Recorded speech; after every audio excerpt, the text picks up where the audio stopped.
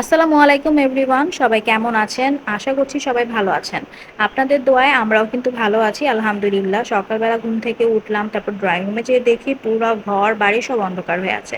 তখন প্রায় 11:30 বাজে সকালবেলা, বাট মনে হচ্ছিল সন্ধ্যা হয়ে গেছে।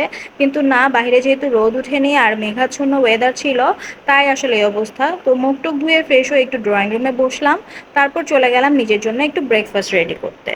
আর সকালবেলা উঠে কাজে লেগে গেলে কিন্তু শরীর মন কোনোটাই ভালো থাকে না, কাজ করতেও ইচ্ছা করে না। তাই প্রথমে ব্রেকফাস্টটা করে নিলে সব কিছু একদম ফ্রেশ হয়ে যায়, মন মাইন্ড এবং কাজ করতে ভালো লাগে। তো আমি চিয়া সিডসের ওপরে এখানে ওটস বারটা উপর দিয়ে দিয়ে দিয়েছি। আর চিয়া সিডস কিন্তু আমি রাতেই সোক করে রেখেছিলাম। আর ডিম পোস্টও করে নিয়েছি, তার সাথে ছিল কফি। নাস্তাটা যখন স্টার্ট করব তখনই দেখলাম বাহিরে প্রচুর বৃষ্টি শুরু হয়ে গেছে, তাই চলে গেলাম তাড়াতাড়ি করে গ্লাসগুলো লাগিয়ে দিতে, না হলে ঘরের মধ্যে সব পানি চলে আসবে। আর ওইদিকে দেখলাম জান্নাতও ঘুম থেকে উঠে গেছে, তো ভাবলাম ওকে ফ্রেশ করিয়ে দেই আর মা আমি একসাথে মিলে ব্রেকফাস্টটা এনজয় করি, তাই সেই কাজই করছিলাম। তারপরে চলে গেলাম রান্না বান্নার কাজে। বাট দেখলাম তখনও কন্টিনিউ বৃষ্টি হচ্ছিল। তো বাইরে কিন্তু এখনো বৃষ্টি হচ্ছে, আর আমার মনে হয় আজকে সারাদিনই বৃষ্টি হবে, কারণ গতকালকে রাতে থেকে আসলে বৃষ্টিটা শুরু হয়েছে। তো এর জন্য আসলে আজকে কাপড় ধোয়ার কোনো ঝামেলাতে যাব না, কারণ হয় কি যে বৃষ্টি যখন থাকে তখন কাপড়গুলো ধুলে আরও ঝামেলায় পড়তে হয়। কাপড় শুকানোও যায় না, আবার দেখা যায় যে এরকম ভেজা কাপড় থাকলেও আসলে এটা না শুকালে পরে আসলে পরা যায় না। তো যাই হোক, এখন আমি ব্রেকফাস্টটা করে রান্নাবান্নার কাজে চলে এসেছি। আর আজকে আমি চিন্তা করেছি যে ইলিশ মাছ ভুনা করব, তার সাথে হচ্ছে যে লাউ শাক দিয়ে ডাল রান্না করব। আর কিছু লাউ শাকের পাতা দিয়ে, মানে কিছু এই যে পাতাগুলো আমি রেখেছি, তো এগুলো দিয়ে যেটা করব, এগুলো আমি শুটকির বড়া ভাজবো লাউ পাতা দিয়ে। তো এটার জন্য আমার এই যে পাতাগুলো আমি নিয়ে নিয়েছি, এগুলো আমি এখন একটু ভাপ দিয়ে নিব গরম পানিতে। কারণ ভাপ দিলে যেটা হয়, যখন আমি শুটকির মিশ্রণটা এটার মধ্যে দিয়ে যখন ফোল্ড করব, তখন ফোল্ড করতে খুবই ইজি হয়। না হলে দেখা যায় যে অনেক টাইমে ফোল্ড করার সময় পাতাগুলো ছিঁড়ে যেতে পারে, বাট যদি আমরা ভাপ দিয়ে নিই তাহলে ওরকম কোনো পসিবিলিটি থাকে না। তো যাই হোক, আমি এখন রান্নাবান্নার কাজে চলে যাই। পানি কিন্তু ফুটে গেছে, এখন আমি লাউ শাকগুলো দিয়ে দিব এবং কিছুক্ষণ ভাপ দিয়ে নিব। সো এই যে আমি কিন্তু পাতাগুলো ভাপ দিয়ে অলরেডি নামিয়েও ফেলেছি। আর ভাপ দেওয়ার সময় কিন্তু বেশিক্ষণ ভাপ দেওয়া যাবে না, তাতে করে কিন্তু ওভার কুকড হয়ে যাবে। আর যেহেতু এটা আমার পরে ভাজতে হবে, সো আমার কিন্তু আরও প্রসেসিং বাকি আছে। তো এই জন্য যেটা করবো, জাস্ট একটুখানি যখন জাস্ট 2 মিনিটের মতো জাস্ট এটাকে ভাপ দিয়ে নিলে হয়ে যাবে। এখন আমি এটাকে যে চালনির মধ্যে নিয়ে নিয়েছি, আর এখন যেটা করব সেটা হচ্ছে যে আমি কলের যে ঠান্ডা পানিটা, ওই ঠান্ডা পানিটা দিয়ে এটা একটু ধুয়ে নিব, ঠিক আছে, যাতে যে গরম ভাবটা এটা চলে যায়।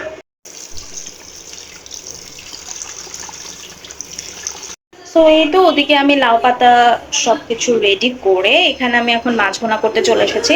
আর এই যে মাছটাকে আমি কেটে নিয়েছি, আর হচ্ছে যে আমি আজকে দুপুরবেলার জন্যই শুধু ভুনা করব, রাতে অন্য কিছু করার চিন্তা ভাবনা আছে। তো এর জন্য জাস্ট আমি অল্প কয়েকটা পিস নিয়ে নিয়েছি, যাতে করে দুপুরে আমাদের হয়ে যায়। মাছের জন্য কিন্তু মশলাটা কষানো হয়ে গেছে, আর এখানে কড়াই গরম দিয়ে দিয়েছি, শুটকিটা ভেজে নিব। এখানে শুটকিটা একটু ভাজা হয়ে গেলে এখানে আমি শুকনো মরিচ, রসুন আর পেঁয়াজ কুচি নিয়ে নিয়েছি, এটা আমি একটু হালকা তেলে টেলে নিব। সো এই তো এখানে আমি শুটকির সাথে পেঁয়াজ, রসুন আর শুকনো মরিচ একবারে টেলে নিচ্ছি। আর ওদিকে কিন্তু ইলিশ মাছের মশলাটাও কষানো হয়ে গেছে অলরেডি, তো আমি এখন ইলিশ মাছটা দিয়ে দিব।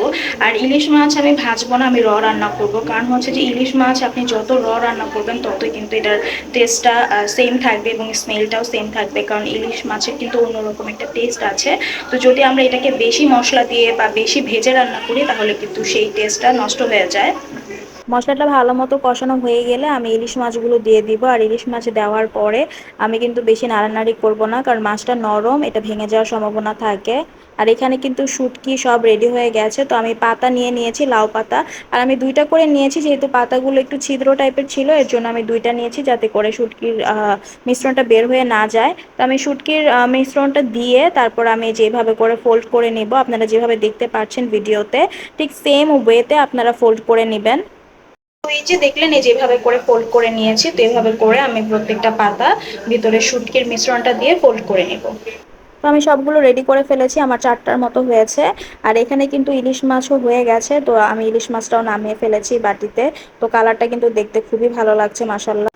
আর তাওয়াও গরম দিয়ে দিয়েছি, আমি তেল দিয়ে দিয়েছি। তো আপনারা তো দেখলেনই, তাওয়া কিন্তু গরম হয়ে গেছে, এখন আমি এই বড়াগুলোকে ভেজে নেব।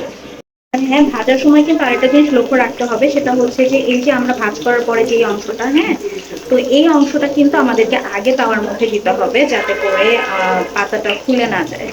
আমি দেখিয়ে দিচ্ছি আপনাদেরকে, এই যে এই পাশটা কিন্তু আমাকে আগে দিতে হবে তাওয়াতে।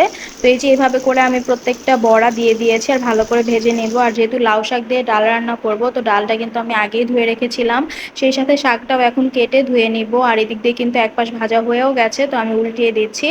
আর লাউ শাক দিয়ে ডাল রান্না করার জন্য প্রথমে আমি তেলটা গরম করে পেঁয়াজ, কাঁচামরিচ বেশি করে আর রসুন ভালো মতো ভেজে তারপর ডাল দিয়ে দিব। আর ডাল দেওয়ার পরে লবণ, হলুদের গুঁড়া, মরিচের গুঁড়া, জাস্ট এই কয়টা মশলা দিয়ে আমি ডালটাকে ভালো করে কিছুক্ষণ কষিয়ে নেব। তারপর কিন্তু আমি লাউ শাকের ডাঁটাগুলো দিয়ে দিয়েছিলাম।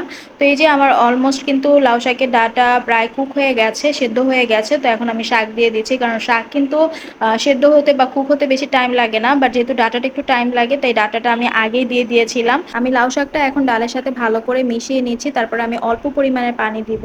পানি দেওয়ার পরে জাস্ট আমি ওইভাবে করে চুলায় রেখে দিব, আস্তে আস্তে এটা কিন্তু রান্না হয়ে যাবে। যে দেখতে পাচ্ছেন এই পরিমাণ পানি দিয়ে আমি ঢেকে দিচ্ছি। তো আমার কিন্তু লাউ শাক রান্না হয়ে গেছে। আর লাউ শাকের ডালগুলো কিন্তু একদম গলিয়ে ফেলবেন না, এরকম থাকবে। আর এখানে ইলিশ মাছ ভুনাও হয়ে গেছে, তার সাথে ছিল বড়াও ভেজে নিয়েছি। সো রান্নাবান্নার কাজ তো কমপ্লিট, আর এখন আমাকে এই ক্লিনিং এর কাজ করতে হবে। আর এই ক্লিনিং এর কাজ শেষ করে তারপরে আমি চলে যাব শাওয়ার নিতে, এবং আপনাদের সাথে পরে আবার কথা হচ্ছে। আর এই যে ভাবছেন যে এগুলো আবার কোত্থেকে আসলো, আমি তো রান্না করেছি অন্য কিছু। আসলে হ্যাঁ, এটা হচ্ছে মার ভালোবাসা, মা পাঠিয়ে দিয়েছে আমার জন্য, মানে আম্মু। তো এখানে কিন্তু খিচুড়ি আছে, গরুর গোস্ত, তারপরে হচ্ছে শুটকি বাগার, আর কালো জিরা ভর্তা, এবং সাথে ছিল আলু ভর্তা। আর এই যে আমার ভাইকে দিয়ে পাঠিয়েছে, সে তো তার মামাকে পেয়ে মামার সাথে বসে গল্প করছে।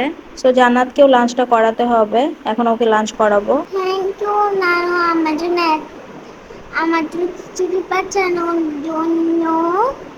বাসায় আসবা, টাটা।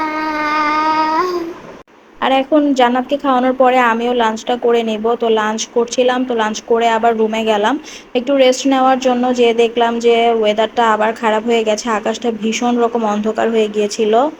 তো এই তো খাওয়া দাওয়া শেষ করে বারান্দায় চলে আসলাম জান্নাত আর আমি, আর দেখলাম যে ওয়েদারটা হঠাৎ করে আবার একদম আকাশটা কালো হয়ে গেছে। মনে হচ্ছে যে অনেক বৃষ্টি নামবে, যদিও অনেক বৃষ্টি নামছে না, বাট বৃষ্টি আজকে সারাদিনে আছে। আর আমার মনে হয় সারাদিনে আজকে বৃষ্টি থাকবে, এরকম একটা ওয়েদার। তো লাঞ্চটা করলাম আলহামদুলিল্লাহ। আর লাঞ্চে যখন বসবো তার আগেই, মানে যখন গোসলটা নিচ্ছিলাম আর কি, তো এর মধ্যে আবার আম্মু ফোন দিয়ে দিয়েছে, যে আম্মু বলছিল যে আমার ভাইকে দিয়ে খিচুড়ি পাঠাবে। তো আসলে কিন্তু আমার রাতে খিচুড়ি রান্না করার ইচ্ছা ছিল, কারণ যেহেতু বলেছি যে রাতের জন্য অন্য কিছু করার ইচ্ছা আছে। তো আমি কালকে ভেবে রেখেছিলাম যে রাতে খিচুড়ি রান্না করব। তো যেহেতু আম্মু খিচুড়ি পাঠিয়ে দিয়েছে, তো আমার কিন্তু আর রান্না করতে হবে না। সো রিজিকের মালিক কিন্তু আল্লাহ। আমি কিন্তু চিন্তাও করিনি যে আম্মু খিচুড়ি পাঠাবে বা এরকম কিছু। সো দেখা গেছে দুপুর এত কিছু রান্না করেছি, এর মধ্যে আবার আম্মু খিচুড়িও পাঠিয়ে দিয়েছে, তো এর জন্য আম্মুকে অনেক ধন্যবাদ। আর খিচুড়ির সাথে কিন্তু কাঁঠালের বিচি দিয়ে শুটকি বাগার, তারপরে হচ্ছে আলু ভর্তা, তারপরে কালো জিরা ভর্তা, এগুলো কিন্তু আমার খুবই ভালো লাগে। তো সবই আম্মু দিয়েছে, গরুর গোস্ত ছিল। আর তো যেহেতু রান্না করে ফেলেছিলাম আর তরকারি রান্না করা হয়ে গিয়েছিল, তো এর জন্য কিন্তু আমি আর দুপুরবেলা খিচুড়িটা খাইনি। তো আমরা রাতে খিচুড়িটা খাবো ইনশাল্লাহ। আর তুমি কি কিছু বলতে চাও? হ্যাঁ। ওকে, তাহলে বলো সবাইকে। আমার মনে হচ্ছে যে আজকে বৃষ্টি নামতে পারে, আর আমারও বৃষ্টি খুব ভাল লাগে। আমি আমার মার মতো সেই বৃষ্টি আমারও খুব ভাল লাগে। আর যখন আকাশে বর্ষা মেঘলা হয়ে যায় না, তখন এরকম মেঘ আসলে হয় না, যে পুরা বাসাটা একবারে মেঘের মধ্যে ঢেকে যায়।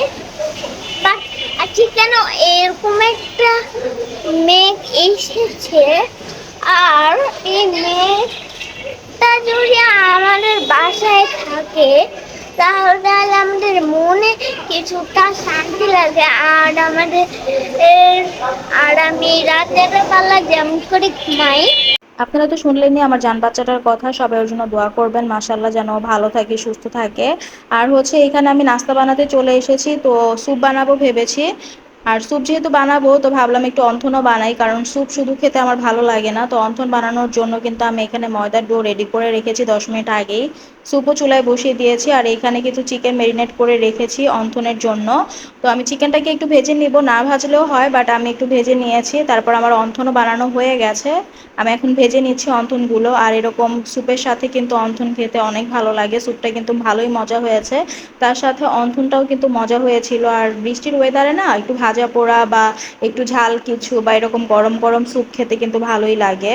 আর তার সাথে তো চা লাগবেই। জান্নাতের বাবা আর আমি চা খাচ্ছিলাম আর টিভি দেখছিলাম। আর চাটা শেষ করেই আবার জান্নাতকে পড়াতে যাব, বাট এই যে বেসিনের মধ্যে এত কিছু জমে গেছে আবার সন্ধ্যায়, তো এগুলো আবার ক্লিন করতে হবে। তো সব কাজ শেষ করে জান্নাতকে পড়ানোর পরে একটু টিভি দেখতে বসলাম। তো সন্ধ্যার নাস্তাটা শেষ করে আবার হচ্ছে গিয়ে যা যা ছিল সবকিছু ক্লিন করে জান্নাতকে পড়তে বসিয়েছি। পড়াশোনা শেষ, রুমটাও গুছিয়েছি, এখন এসেছি একটু বসে টিভি দেখবো, একটু এনজয় করবো টাইমটা। বাট টাইমটা কি এনজয় করবো, আমার মেয়ে চলে এসেছে। কালকের মতো আবার নাকি আমার হাতে সে মেহেদি দিয়ে দিবে। এই যে কালকে আমার হাতে সে মেহেদি দিয়ে দিয়েছে, আজকে নাকি আবারও আমার হাতে সে মেহেদি দিয়ে দিবে। দেখেন চলে এসেছে আমার হাতে মেহেদি দিয়ে দেওয়ার জন্য, মেহেদি নিয়ে।